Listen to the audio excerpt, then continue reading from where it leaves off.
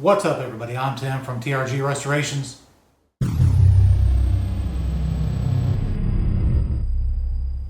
But before we do that, make sure you guys hit the subscribe button so you guys can make sure you join me for more awesome videos. Once you're subscribed, make sure to give this video a like and feel free to share it all over Facebook and Twitter. Now that that's out of the way, if you guys don't want to hear me talk anymore, just fast forward to the timestamp right there.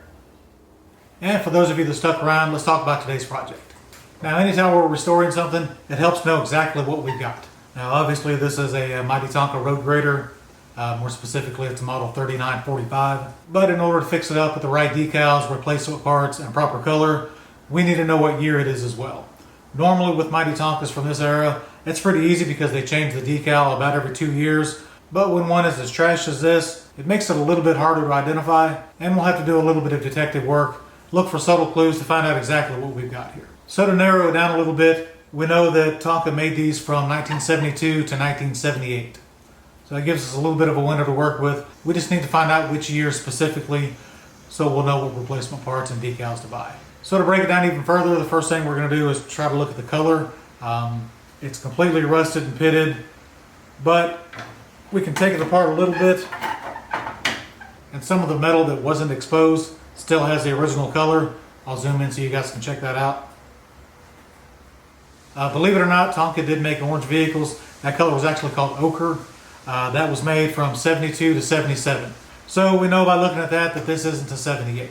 Another clue we can look at is the tires. In 72 they introduced these XMB 975 tires. However, that first year that they introduced them, they were all black. They didn't have any white rolled lettering.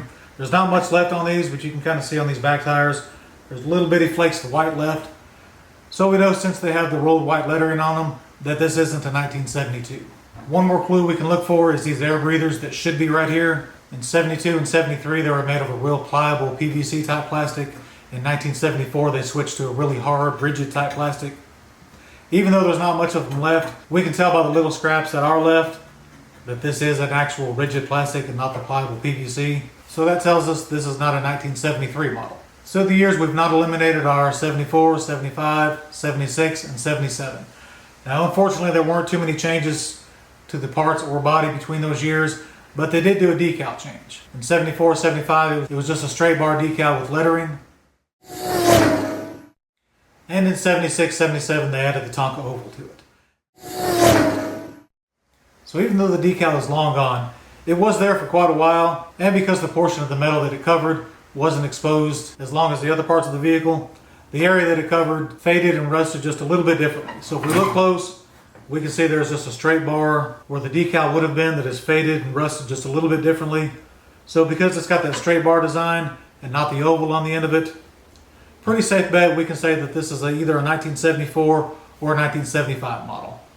Would be nice to be able to tell specifically which one, but from 74 to 75 there weren't any changes at all. So we're just going to have to settle at that and be happy with calling it one of those 2 years. And I think just for the sake of the video, we'll call this a 75 model.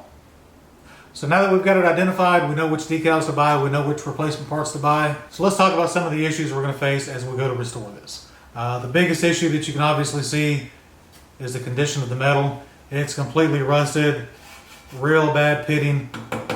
There aren't any soft spots or where it's rusted all the way through, so that's nice, but it's still going to take a lot of metal work to get that smooth and be able to paint it to a nice mirrored glass finish. Moving on to our next issue, we can see it's going to take quite a few replacement parts. The lift lever for the blade is broken, and it's a little too thin and too chewed up to be able to weld that back together and make it look good. So we're going to be better off just to completely replace that. Obviously the windshield's going to have to be replaced. And on the back side, the air cleaners are long gone, so we're going to have to replace those as well. Well, now that we've got all that straightened out, the most glaring issue are these wheel hubs. At first glance, they look incredibly yellow, which doesn't make any sense at all because we know from our research and from a visual inspection that this vehicle was originally orange. So what's it doing with the yellow tires? This took me forever to figure out.